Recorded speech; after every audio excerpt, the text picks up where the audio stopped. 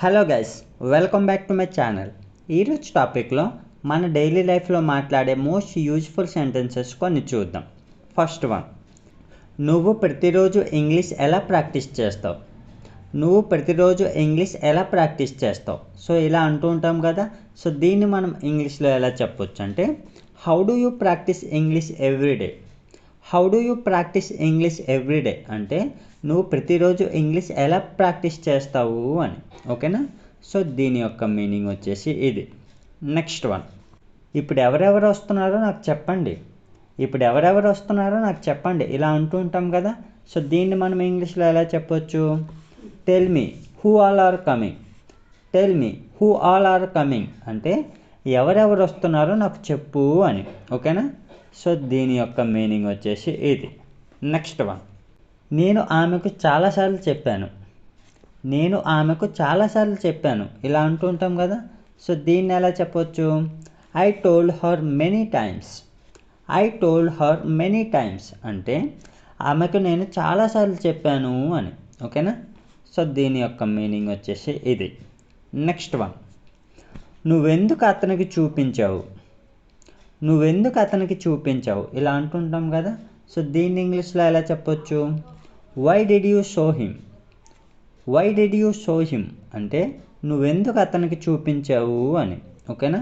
So దీని యొక్క meaning వచ్చేసి ఇది. నెక్స్ట్ వన్, నువ్వు ఇప్పుడు ఆడబోతున్నావా? నువ్వు ఇప్పుడు ఆడబోతున్నావా? సో దీన్ని మనం ఇంగ్లీష్లో ఎలా చెప్పొచ్చు? Are you going to play now. Are you going to play now అంటే నువ్వు ఇప్పుడు ఆడబోతున్నావా అని. ఓకేనా? సో దీని యొక్క మీనింగ్ వచ్చేసి ఇది. నెక్స్ట్ వన్, నేను నిన్న డబ్బు కట్టాల్సి వచ్చింది. నేను నిన్న డబ్బులు పే చేయాల్సి వచ్చింది ఇలా అంటూ ఉంటాం కదా.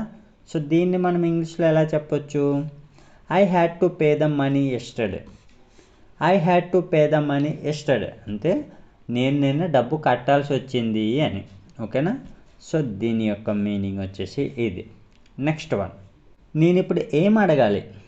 నేను ఇప్పుడు ఏం అడగాలి ఇలా అంటుంటాం కదా. సో దీన్ని ఇంగ్లీష్లో ఎలా చెప్పొచ్చు? What should I ask now అంటే నేను ఇప్పుడు ఏం అడగాలి అని.